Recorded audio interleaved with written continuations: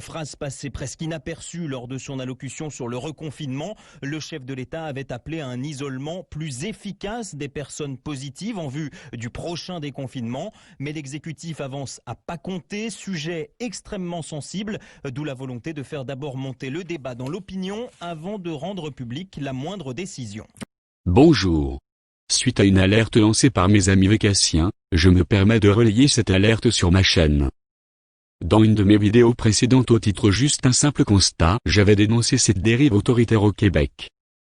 Émise par l'ordonnance qui nous permet justement d'obliger ces personnes-là contre leur gré.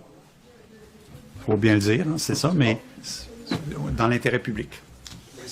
Il ne l'a fallu que quelques semaines pour que le gouvernement instaure une loi. Vous avez bien entendu, une loi.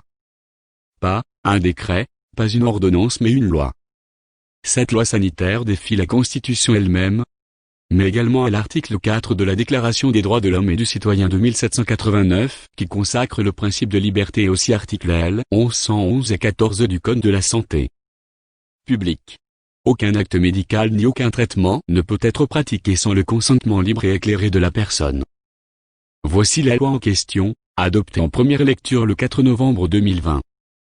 Projet de loi autorisant la prorogation de l'état d'urgence sanitaire et portant diverses mesures de gestion de la crise sanitaire, adopté par l'Assemblée nationale.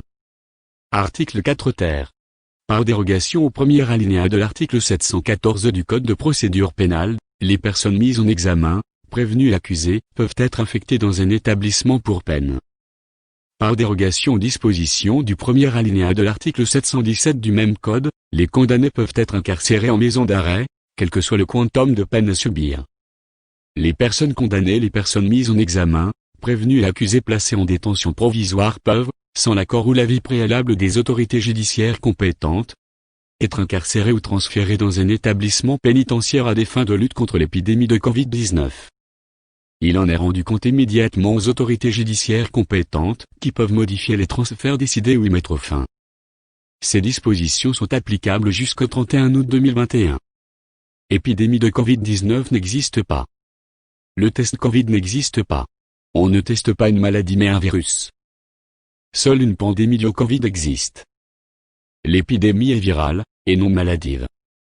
Cet amalgame fait la nullité de ce texte établit probablement pas les mêmes imbéciles, qui s'expriment en tant qu'experts sur des plateaux de BFM-VC. Je précise que cette loi est appliquée en vertu de l'article 38 de la Constitution, le premier délai, soit celui pendant lequel peuvent intervenir les ordonnances, est limité. Le plus souvent comprise entre 3 et 18 mois, la durée du délai d'habilitation a eu tendance à s'allonger au cours des dernières années. Tout ceci laisse à croire que la Constitution elle-même était écrite par ces mêmes qui nous gouvernent. Car si la Constitution ne précise pas de temps de délai, l'expression limitée peut durer une décennie.